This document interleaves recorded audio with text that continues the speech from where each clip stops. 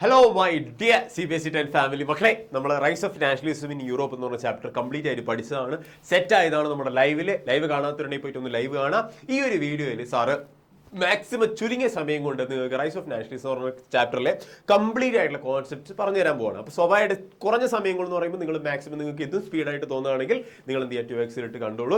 അടിപൊളിയായിട്ട് നമുക്ക് ഈ rise of nationalism in Europe very important chapter ആണ്, നമ്മുടെ ഹിസ്റ്ററിയിലെ ഫസ്റ്റ് ചാപ്റ്റർ ആണ്.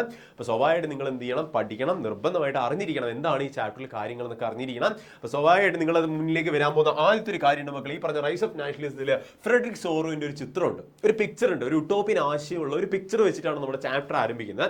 സ്വാഭാവികമായിട്ട് ആ ചാപ്റ്ററിൽ കുറെ കണ്ട് അബ്സല്യൂട്ടിസ്റ്റ് ഇൻസ്റ്റിറ്റ്യൂഷൻസിന്റെ ഒക്കെ കംപ്ലീറ്റ് അവശിഷ്ടങ്ങളൊക്കെ താഴെ ഭാഗത്ത് ആ ചിത്രത്തിന്റെ കാണാം. എന്താണ് സാർ അബ്സല്യൂട്ടിസ്റ്റ് ഇൻസ്റ്റിറ്റ്യൂഷൻസ്? ഇത്രേ ഉള്ളൂ മക്കളെ. അതായത് നമ്മുടെ ഈ പറഞ്ഞ മൊണാർക്കിയൽ ആയിട്ടുള്ള പവേഴ്സ് ഉണ്ട്, രാജഭരണങ്ങളുണ്ട്. എന്നാൽ രാജഭരണത്തിന്റെയൊക്കെ കംപ്ലീറ്റ് ആയിട്ടുള്ള അധപതനം, അതിന്റെ ഡിസ്ട്രക്ഷൻ ആണ് മൊത്തത്തിൽ കാണിക്കുന്നത്. അതിനുശേഷം നമുക്ക് അവിടെ സ്റ്റാച്യു ഓഫ് ലിബർട്ടി കാണാൻ പറ്റും. സ്റ്റാച്യു ഓഫ് ലിബർട്ടിയിലേക്ക് പോകുന്ന ഒരുപാട് ആളുകൾ കാണാൻ പറ്റും. ആ ചിത്രത്തിലൂടെയാണ് നമ്മുടെ ചാപ്റ്റർ ആരംഭിക്കുന്നത്. അപ്പം എന്തിനോ വേണ്ടിയിട്ടുള്ള, അതായത് ഈ പറഞ്ഞുള്ള നാഷണലിസം, അതായത് ദേശീയത എന്ന് പറഞ്ഞ വികാരം യൂറോപ്പിൽ എങ്ങനെയാണ് ഫസ്റ്റ് ടൈം ഉണ്ടായിട്ടുള്ളത് എന്നുള്ളതാണ് ആ പറഞ്ഞ പിക്ചറിലൂടെ ഫ്രെഡറിക് സോറോ കാണിച്ചു തരുന്നത്. ഓക്കെ, അതായിരിക്കണം നമ്മൾ ഇനി ഭാവി, അല്ലെങ്കിൽ ഡെമോക്രാറ്റിക് ഒരു ജനാധിപത്യ രാഷ്ട്രമാവണം നമ്മുടേത് എന്നുള്ളൊരു ആശയമാണ് ആ ഒരു പിക്ചറിലൂടെ കാണിക്കുന്നത്. അതിനുശേഷം നമുക്ക് ഫ്രഞ്ച് റവല്യൂഷനെ കുറിച്ച് പഠിക്കാനുണ്ട്. ഫ്രഞ്ച് റവല്യൂഷൻ 1789 സംഭവിച്ചിട്ടുള്ളത്. ഫ്രഞ്ച് റവല്യൂഷനിലെ ഐഡിയ ഓഫ് നാഷണലൈസേഷൻ എന്ന് പറഞ്ഞ ആദ്യത്തെ ഒരു ചിന്ത, ഈ പറഞ്ഞിട്ടുള്ള ദേശീയത അല്ലെങ്കിൽ നാഷണലൈസേഷൻ എന്ന് പറഞ്ഞ ഫസ്റ്റ് ചിന്ത, ആ ഒരു തോട്ട് വരുന്നത് എവിടെയെന്ന് ചോദിച്ചു കഴിഞ്ഞാൽ ഫ്രഞ്ച് റവല്യൂഷന്റെ ഭാഗമായിട്ടാണ്. ഫ്രഞ്ച് റവല്യൂഷനിൽ ഒരുപാട് ഫിലോസഫേഴ്സ് ഉണ്ട്. ആ ഫിലോസഫേഴ്സ് ആണ് എന്തുകൊണ്ടെന്നുള്ളത് ഈ പറഞ്ഞ നാഷണലൈസേഷൻ എന്ന് പറഞ്ഞിട്ട് ലിബർട്ടി, ഇക്വാലിറ്റി, ഫ്രട്ടേണിറ്റി എന്ന് പറഞ്ഞിട്ടുള്ള ആശയങ്ങളൊക്കെ കൊണ്ടുവന്നിട്ടുള്ള കുറെ ഫിലോസഫേഴ്സ് ഉണ്ട്. ആ ഫിലോസഫേഴ്സ് ആണ് ഈ പറഞ്ഞ നാഷണലൈസേഷൻ എന്ന് പറഞ്ഞ സംഭവം ഫ്രഞ്ച് റവല്യൂഷന്റെ ഭാഗമായിട്ട് ആദ്യമായിട്ട് ഇൻട്രൊഡ്യൂസ് ചെയ്യുന്നത്. ദെൻ കളക്റ്റീവായിട്ട് ഒരു ഐഡന്റിറ്റി ഫ്രാൻസിന് ആവശ്യമാണെന്നൊക്കെ പറഞ്ഞു വെക്കിട്ട് നമുക്കറിയാം ഒരുപാട് 3 സൊസൈറ്റീസും കാര്യങ്ങളൊക്കെ ഫ്രാൻസിൽ ഉണ്ടായിരുന്നു. ഈ പറഞ്ഞിട്ടുള്ള ക്ലർജി ആയിക്കോട്ടെ, നോബിൾസ് ആയിക്കോട്ടെ, അതുപോലെ തന്നെ ഈ പറഞ്ഞ മിഡിൽ ക്ലാസ് ആയിക്കോട്ടെ, ഈ പറഞ്ഞ ഓരോ ക്ലാസ്സിനെയും കളക്റ്റീവ് ആയിട്ടുള്ള ഒരു ഐഡന്റിറ്റി അവർക്ക് ഉണ്ടാക്കി കൊടുക്കണം. ഫോർ എക്സാമ്പിൾ ലേ പാട്രി അല്ലെങ്കിൽ ഫാദർലാൻഡ് എന്നറിയപ്പെടുന്ന ലേ പാട്രി എന്ന് പറഞ്ഞിട്ടുള്ള സംഭവം ഉണ്ടാവണം. അതുപോലെ തന്നെ ലേ സെയ്റ്റിയോൺ അഥവാ സിറ്റിസൺ എന്നറിയപ്പെടുന്ന ഒരു സംഭവം ഉണ്ടായിരിക്കണം. ഒരു കളക്റ്റീവ് ഐഡന്റിറ്റി, ഒരു പൊതുവായിട്ടുള്ള ഒരു സ്വത്വം ഉണ്ടായിരിക്കണം എന്ന് പറഞ്ഞു വെക്കുന്നുണ്ട്. ന്യൂ ഫ്രഞ്ച് ഫ്ലാഗ് ആയിക്കോട്ടെ, പതാക ആയിക്കോട്ടെ, ഹൈം ആയിക്കോട്ടെ, ഓട്സ് ആയിക്കോട്ടെ, പലതരത്തിലുള്ള രീതികളിൽ ഫ്രാൻസിനെ കംപ്ലീറ്റ്ലി ഒരു കളക്റ്റീവ് ഐഡന്റിറ്റി ആക്കി മാറ്റാൻ വേണ്ടി ശ്രമിച്ചിട്ടുണ്ടായിരുന്നു എന്നുള്ള കാര്യം നിങ്ങൾ അറിഞ്ഞിരിക്കുക. അവിടെ ഒരു യൂണിഫോം സിസ്റ്റം ഒക്കെ കൊണ്ടുവരാൻ വേണ്ടിയിട്ട്, വെയ്റ്റ്സിന്റെ കാര്യത്തിലായിക്കോട്ടെ ഒരു യൂണിഫോം സിസ്റ്റം ഒക്കെ കൊണ്ടുവരാൻ വേണ്ടിയിട്ട് ശ്രമിച്ചിട്ടുണ്ടായിരുന്നു എന്നുള്ള കാര്യങ്ങൾ മനസ്സിലാക്കി വെക്കുക. ദെൻ നെപ്പോളിയൻ വരികയാണ്. നെപ്പോളിയൻ ഏകദേശം 1799 ഫ്രാൻസിലെ ബേർബൺ ഡൈനാസ്റ്റിനെ കംപ്ലീറ്റ്ലി ഇല്ലാണ്ടാക്കിയിട്ട് ഓവർത്രോൺ ചെയ്തിട്ട് അവിടെ എന്തായാലും ഫസ്റ്റ് കോൺസുൾ ആയിട്ട് വരികയാണ് ചെയ്യുന്നത് 1799. അതേ 1815 വരെ 1815 വരെ ഫ്രാൻസ് ഭരിച്ചിട്ടുണ്ടായിരുന്നു. സ്വാഭാവികമായിട്ട് നിങ്ങൾ മനസ്സിലേക്ക് വരിക, നെപ്പോളിയൻ അദ്ദേഹം ഒരുപാട് പരിഷ്കരണങ്ങൾ, റിഫോംസ് കൊണ്ടുവന്നിട്ടുണ്ടായിരുന്നു. ഭാഗമായിട്ട് നെപ്പോളിയനിക് കോഡ് അഥവാ ഈ പറഞ്ഞിട്ടുള്ള 1804 നെപ്പോളിയനിക് കോഡ് എന്ന് പറഞ്ഞിട്ടുള്ള കോഡ് അദ്ദേഹം കൊണ്ടുവരികയാണ്. Then freed പെസൻസ് from the feudal systems, അല്ലെങ്കിൽ ഈ പറഞ്ഞിട്ടുള്ള സാധാരണ കർഷകർ എന്ത് ചെയ്തു, ഈ പറഞ്ഞ ടാക്സിൽ നിന്നും കാര്യത്തിൽ നിന്നൊക്കെ ഫ്യൂഡൽ സിസ്റ്റത്തിൽ നിന്ന് തന്നെ അദ്ദേഹം എന്ത് ചെയ്തു, മോചിപ്പിച്ചു എന്ന് പറഞ്ഞു നോക്കുന്നത്. അതാണ് അബോളിഷ്ഡ് ഫ്യൂഡൽ സിസ്റ്റം എന്നുകൊണ്ട് ഉദ്ദേശിക്കുന്നത്. ഈ പറഞ്ഞിട്ടുള്ള ഭൂമി കൈയേറ്റം വെച്ചിരുന്ന അല്ലെങ്കിൽ ഭൂമി കൈയവകാശം വെച്ചിരുന്ന നോബിൾസിന്റെ കയ്യിൽ നിന്ന് പെസൻസിനെ ഫ്രീ ആക്കി മാറ്റിയിട്ടുണ്ടായിരുന്നു ആര്, ഈ പറഞ്ഞിട്ടുള്ള നെപ്പോളിയൻ എന്ന് പറയുന്നത്. അതുപോലെ തന്നെ ഇൻക്രീസസ് ടാക്സസ് എന്ന് പറഞ്ഞൊരു നെഗറ്റീവ് ആയിട്ടുള്ള കാര്യം നെപ്പോളിയന്റെ ഭാഗത്ത് നിങ്ങൾ അറിഞ്ഞിരിക്കണം. അതുപോലെ തന്നെ പൊളിറ്റിക്കൽ ഫ്രീഡം അദ്ദേഹം ഇല്ലാണ്ടാക്കി എന്നുള്ള കാര്യം അറിഞ്ഞിരിക്കുക. സെൻസർഷിപ്പ് പോലുള്ളവയ്ക്ക് അദ്ദേഹം കംപ്ലീറ്റ്ലി ഇല്ലാണ്ടാക്കിയിട്ടുണ്ടായിരുന്നു. സ്വാഭാവികമായിട്ട് ഇപ്പം നെപ്പോളിയൻ പിന്നീട് ഒരു ചക്രവർത്തിയെ പോലെ, ഒരു കോൺസുളിനെ പോലെ, അല്ലെങ്കിൽ ഈ പറഞ്ഞിട്ടുള്ള ഒരു ഓട്ടോക്രാറ്റിനെ പോലെയൊക്കെ പെരുമാറിയിട്ടുണ്ടായിരുന്നു. ബട്ട് എനിവേ ഈ പറഞ്ഞിട്ടുള്ള നെപ്പോളിയൻ കോഡും കാര്യങ്ങളും നിങ്ങളോട് ചോദിക്കാൻ ചാൻസ് ഉണ്ടെന്നുള്ള കാര്യം നിങ്ങൾ എന്ത് ചെയ്യുക, ജസ്റ്റ് അറിഞ്ഞിരിക്കുക. ദെൻ നിങ്ങൾ അറിയേണ്ടത് ഈ പറഞ്ഞിട്ടുള്ള നോ കോമൺ ലാംഗ്വേജ്. യൂറോപ്പിൽ മൊത്തത്തിലുള്ള ഐഡന്റിറ്റി എങ്ങനെയായിരുന്നു അവസ്ഥ എന്ന് ചോദിച്ചു കഴിഞ്ഞാൽ no common language and no political unity എന്ന് പറഞ്ഞു വെക്കുന്നുണ്ട് യൂറോപ്പിൽ. അവിടെ യാതൊരു വിധത്തിലുള്ള ഒരു പൊതുവായിട്ടൊരു ഭാഷ, ഇപ്പം നമ്മൾ യൂറോപ്പിൽ നിന്ന് കേൾക്കുമ്പോൾ നമ്മൾ മനസ്സിലേക്ക് വരുന്ന ഇംഗ്ലീഷ് ആയിരിക്കും. അങ്ങനെയല്ല, ഈ പറഞ്ഞ നോ കോമൺ ലാംഗ്വേജ് ആണ് അന്ന് ഉണ്ടായിരുന്ന, ഒരു പൊതുവായിട്ടുള്ള ഭാഷ ഉണ്ടായിരുന്നില്ല. നോ പൊളിറ്റിക്കൽ യൂണിറ്റി എന്ന് പറഞ്ഞു രാഷ്ട്രീയപരമായിട്ടുള്ള ഒരു ഒത്തൊരുമയും കാര്യങ്ങളൊന്നും എവിടെ ഉണ്ടായിട്ടുണ്ടായിരുന്നില്ല, യൂറോപ്പിൽ ഉണ്ടായിട്ടുണ്ടായിരുന്നില്ല. പക്ഷെ ആ സമയത്ത് അവിടെ ഉണ്ടായിരുന്ന ഒരു ഗ്രൂപ്പ് ഓഫ് ആളുകൾ വിളിച്ചിരുന്ന പേരാണ് അരിസ്റ്റോക്രാറ്റ്സ് അഥവാ അരിസ്റ്റോക്രസി എന്ന് പറഞ്ഞൊരു സിസ്റ്റം ഉണ്ടായിരുന്നു. ഈ അരിസ്റ്റോക്രാറ്റ്സ് എന്ന് പറഞ്ഞാൽ ലാൻഡ് ഓണിംഗ് പീപ്പിൾ ആണ്, അഥവാ ഈ ഭൂമി കൈവശം വെച്ചിട്ടുള്ള ആളുകളെ നമ്മൾ വിളിക്കും അരിസ്റ്റോക്രാറ്റ്സ് എന്നുള്ളത്. ഓക്കെ, ആ ഒരു സിസ്റ്റത്തിന് നമ്മൾ വിളിക്കും അരിസ്റ്റോക്രസി എന്നുള്ളത്. അപ്പോൾ സ്വാഭാവികമായിട്ടും ഈ ലാൻഡ് ഓണിംഗ് ക്ലാസിന് അവരെങ്ങനെയാണ് ഈ പറഞ്ഞിട്ടുള്ള അവരുടെ ജനറേഷനെ കീപ്പ് ചെയ്ത് കൊണ്ടുവച്ചിട്ടുണ്ടെങ്കിൽ ടൈപ്സ് ഓഫ് മാരേജിലൂടെയാണ്, അഥവാ കല്യാണത്തിലൂടെയൊക്കെയാണ് അവരെന്ത് ചെയ്തത്, അങ്ങോട്ടും ഇങ്ങോട്ടും ഈ പറഞ്ഞിട്ടുള്ള അരിസ്റ്റോക്രാറ്റ്സ് അവർ എണ്ണത്തിൽ വളരെ ചുരുക്കമായിരുന്നു. അപ്പോൾ സ്വാഭാവികമായിട്ട് അവർ മാരേജിലൂടെയാണ് ഈ പറഞ്ഞിട്ടുള്ള അരിസ്റ്റോക്രാറ്റ്സുകളുടെ എണ്ണം എന്ത് ചെയ്തത്, അവർ കീപ്പ് ചെയ്ത് കൊണ്ടുപോയിട്ടുണ്ടായിരുന്നത്. അതുപോലെ തന്നെ പെസൻസ് ആർ മെജോറിറ്റി എന്ന് പറഞ്ഞു നോക്കിയിട്ട് അവർ കർഷകരാണ് ഏറ്റവും കൂടുതലായിട്ട് ആ സമയത്ത് ഉണ്ടായിരുന്നത്. അരിസ്റ്റോക്രാറ്റ്സ് വളരെ കുറവായിരുന്നു, അല്ലെങ്കിൽ ഈ പറഞ്ഞ ലാൻഡ് ഓണിംഗ് പീപ്പിൾ വളരെ കുറവായിരുന്നു എന്നുള്ള കാര്യം നിങ്ങൾ മനസ്സിലാക്കി വെക്കാം. Then emergence of middle class ആ സമയത്താണ് ഉണ്ടാകുന്നത്. ഈ പറഞ്ഞിട്ടുള്ള മധ്യവർഗത്തിന്റെ ഒരു തുടക്കം അല്ലെങ്കിൽ മധ്യവർഗത്തിന്റെ ഒരു ആരംഭ കാലഘട്ടം ഈ പറഞ്ഞ അരിസ്റ്റോക്രാറ്റ്സിന്റെ കാലഘട്ടത്തിൽ നിന്നാണ് ഉണ്ടാവുന്നത്. സ്വാഭാവികമായിട്ടും made up use of industrialist and professionals എന്ന് പറഞ്ഞു നോക്കുന്നുണ്ട്. ഈ പറഞ്ഞ ഇൻഡസ്ട്രിയലിസ്റ്റ് ആയിക്കോട്ടെ പ്രൊഫഷണൽസ് ആയിക്കോട്ടെ ഇവരൊക്കെയാണ് നമുക്ക് എവിടെ കാണാൻ പറ്റുക, അരിസ്റ്റോക്രാറ്റ്സിന്റെ കൂട്ടത്തിൽ കാണാൻ പറ്റുന്ന ആളുകൾ എന്ന് പറഞ്ഞു നോക്കുന്നുണ്ട്. ദെൻ നിങ്ങൾക്ക് ഒരു ടോപ്പിക് പഠിക്കാനുള്ളത് ലിബറൽ നാഷണലിസം എന്താണ് എന്നുള്ളത്. ലിബറൽ എന്ന വേർഡിന്റെ മീനിങ് തന്നെ നിങ്ങൾ അറിഞ്ഞിരിക്കുക, ഫ്രീഡം അഥവാ ഫ്രീഡ് എന്നാണ് അർത്ഥം വരിക.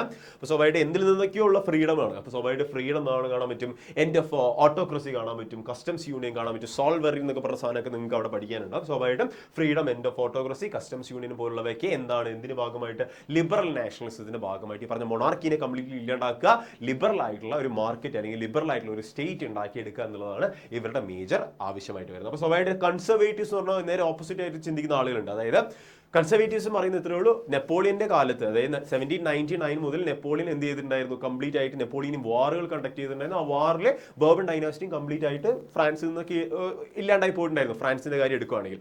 അപ്പോൾ ഇവിടെ പറയുന്ന 1815 state and society should be preserved by Napoleon. അതായത് ഈ പറഞ്ഞ അന്ന് വരെ നെപ്പോളിയൻ ഇല്ലാണ്ടാക്കിയിട്ടുള്ള എല്ലാ രാജഭരണത്തെ അല്ലെങ്കിൽ രാജാക്കന്മാരെ എന്ത് ചെയ്ത് തിരിച്ചു കൊണ്ടുവരണം എന്ന് പറയുന്നതിന് നമ്മൾ വിളിക്കുന്ന പേരാണ് കൺസർവേറ്റീവിസം. അതായത് കൺസേർവ്ഡ് ആയിട്ടുള്ള അല്ലെങ്കിൽ ഈ പറഞ്ഞുള്ള പഴയ കാലങ്ങൾ തന്നെ മതി, ഇപ്പോഴും നമുക്ക് നിലനിൽക്കാൻ എന്ന് അവകാശപ്പെടുന്ന കുറച്ച് ആളുകളെ നമ്മൾ വിളിക്കുന്ന പേരാണ് കൺസർവേറ്റിസ്റ്റ് അല്ലെങ്കിൽ കൺസർവേറ്റീവ്സം എന്ന് പറയുന്നത്. Okay, ready. അതുപോലെ തന്നെ ട്രീറ്റി ഓഫ് വിയന്ന 1815 ഭാഗമായിട്ട് എവിടെ വെച്ചിട്ട്, വാട്ടർലൂവിൽ വെച്ചിട്ട് നെപ്പോളിയനെ പരാജയപ്പെടുത്തിയിട്ടുണ്ടായിരുന്നു ബ്രിട്ടീഷ് അലയൻസ്. അപ്പോൾ അതൊക്കെ നിങ്ങൾക്ക് ഈ പറഞ്ഞ കൺസർവേറ്റീവ്സിന്റെ ഭാഗമായിട്ട് നെപ്പോളിയനെ പരാജയപ്പെടുത്തി. അപ്പോൾ നെപ്പോളിയൻ ഇല്ലാണ്ടാക്കിയ പല കാര്യങ്ങളും എന്ത് ചെയ്യണം, തിരിച്ചു കൊണ്ടുവരണം. നോക്കി, undoing Napoleon war is show the monarchies എന്ന് പറഞ്ഞു നോക്കി. ഈ പറഞ്ഞ മൊണാർക്കീനെ തിരിച്ചു കൊണ്ടുവരാൻ വേണ്ടിയിട്ടൊക്കെയാണ് ട്രീറ്റി ഓഫ് വിയന്ന പോലുള്ള കരാറും കാര്യങ്ങളൊക്കെ കോൺട്രാക്റ്റും കാര്യങ്ങളൊക്കെ ഉണ്ടായിട്ടുള്ള എന്നുള്ള കാര്യം നിങ്ങൾ മനസ്സിലാക്കി വെക്കാം.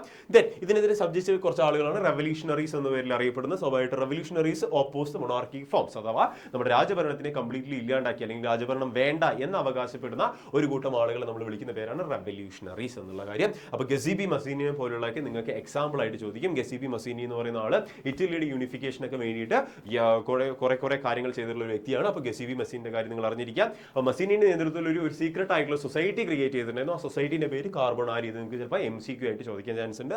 അപ്പോൾ ഗസീബി മസീനിന് കാർബണാരി എന്ന് പറഞ്ഞിട്ടുള്ള സീക്രട്ട് സൊസൈറ്റി ഉണ്ടായിരുന്നു. He believed in the unification of Italy എന്നും കൂടെ പറഞ്ഞിട്ടുണ്ട്. അപ്പോൾ ഇറ്റലിയുടെ യൂണിഫിക്കേഷൻ പഠിക്കുന്ന സമയത്ത് നമുക്ക് ആരും കൂടെ കാണാൻ പറ്റും, ഗസീബി മസീനിയുടെ പേരും കൂടെ നമ്മൾ പഠിക്കും.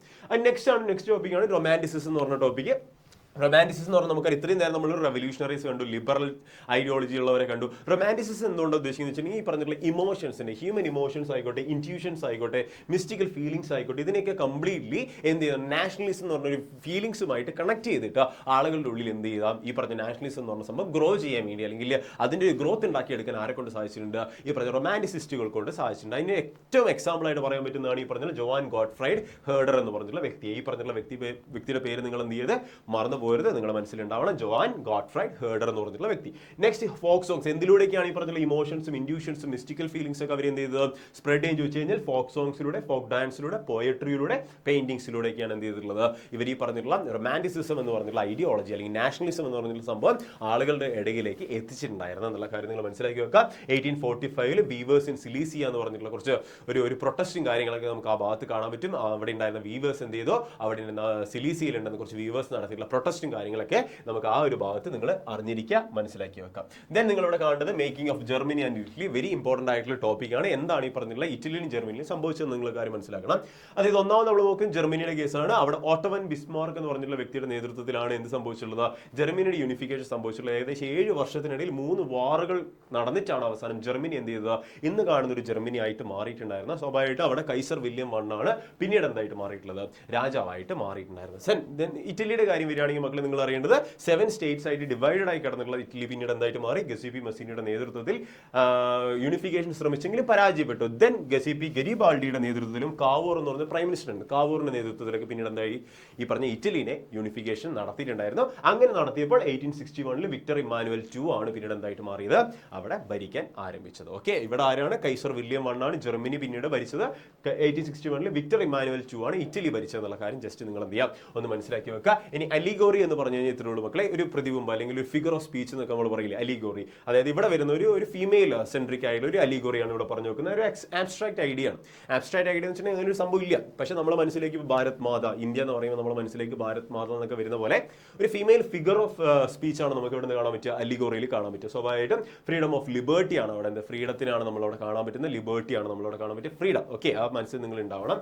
സ്റ്റാച്യു ഓഫ് ലിബർട്ടി ഒരു എക്സാമ്പിൾ ആണ്. അമേരിക്കയിലുള്ള മെരിയൻ എന്ന് പറഞ്ഞത് ഫ്രാൻസിലുള്ള ഒരു ഫിഗർ ഓഫ് സ്പീച്ച് ആയിട്ടുള്ള അലിഗോറിയാണ്. അതുപോലെ തന്നെ ജർമ്മനി എന്ന് പറഞ്ഞത് ജർമ്മനിയുള്ള ഒരു അലിഗോറിയാണ്, ഒരു ഫീമെയിൽ ഫിഗർ, ഒരു ഫീമെയിൽ സെൻട്രിക് ആയിട്ടുള്ള ഫിഗർ ആണെന്നുള്ള കാര്യം നിങ്ങൾ മനസ്സിലാക്കി വെക്കാം. ദെൻ അവസാനത്തെ ഒരു ടോപ്പിക്കാണ് ഇംപീരിയലിസം. ഇവിടെ നിങ്ങൾ കുറെ ബാൽക്കൺ ആയിട്ടുള്ള കുറെ ബാൽക്കൺ റീജിയൻസിനെ കാണാൻ പറ്റും. ആ ബാൽക്കൺ റീജിയൻസ് തമ്മിലുള്ള ജലസി കാര്യം സംഭവിച്ചിട്ടുണ്ടായിരുന്നു. ഇവർ തമ്മിൽ എപ്പോൾ വേണമെങ്കിലും അങ്ങോട്ട് അറ്റാക്ക് ചെയ്യാനുള്ള പ്ലാൻസും കാര്യങ്ങളൊക്കെ ഉണ്ടായിരുന്നു. സ്വാഭാവികമായിട്ടും ഇതിന്റെ ഭാഗമായിട്ട് പുറത്തു നിന്നുള്ള യൂറോപ്പിലുള്ള ബ്രിട്ടൻ പോലുള്ള അല്ലെങ്കിൽ ഈ പറഞ്ഞിട്ടുള്ള ഫ്രാൻസ് പോലുള്ള രാജ്യങ്ങളൊക്കെ എന്ത് ചെയ്തു, ഈ ബാൽക്കൺ റീജിയനിലെ പ്രദേശങ്ങളെ കീഴടക്കാൻ തീരുമാനിച്ചു. അപ്പോൾ ഇംപീരിയലിസം എന്ന് പറഞ്ഞുകൊണ്ട് വേറൊരു രാജ്യത്തിന്റെ മുകളിലേക്ക് ഈ പറഞ്ഞിട്ടുള്ള മിലിറ്ററി ആയിക്കോട്ടെ, പൊളിറ്റിക്കൽ ആയിക്കോട്ടെ, എല്ലാ രീതികളിലും എക്കണോമിക്കലി മൊത്തത്തിലൊരു ഡോമിനൻസ് ക്രിയേറ്റ് ചെയ്യുന്നതിനാണ് നമ്മൾ എന്ത് വിളിക്കുക, ഇംപീരിയലിസം എന്നുകൊണ്ട് ഉദ്ദേശിക്കുന്നത്. അപ്പോൾ സ്വാഭാവികമായിട്ട് ഇതെന്ത് പിന്നീട് ഇവർ തമ്മിലുള്ള യുദ്ധത്തിലേക്ക് നയിച്ചിട്ടുണ്ടായിരുന്നു. ഇതിനെ നമ്മൾ വിളിക്കുന്ന പേര് ഫസ്റ്റ് വേൾഡ് വാർ. എന്താണ് നമ്മൾ അതിനെ വിളിക്കുക, ഫസ്റ്റ് വേൾഡ് വാർ ഉണ്ടാവാൻ കാരണമായിട്ടുണ്ടായിരുന്ന ഇപ്പം ബാൽക്കൺ റീജിയനിലെ കുറെ പ്രശ്നങ്ങളാണ്. അപ്പോൾ ഇത്രയാണ് നമ്മൾ ഈ പറഞ്ഞിട്ടുള്ള rise of nationalism in Europe എന്ന് പറഞ്ഞ ചാപ്റ്റർ നമുക്ക് പഠിക്കാനുള്ളത്. അപ്പോൾ നന്നായിട്ട് പഠിക്കാൻ മക്കളെ. ലക്ഷ്യ ബാച്ചിലുണ്ട്, നമ്മളെ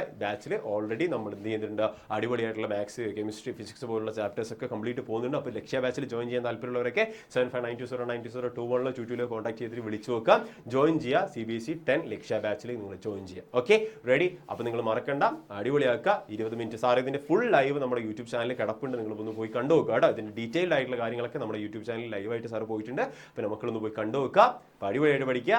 ഹാപ്പി ലേണിംഗ്.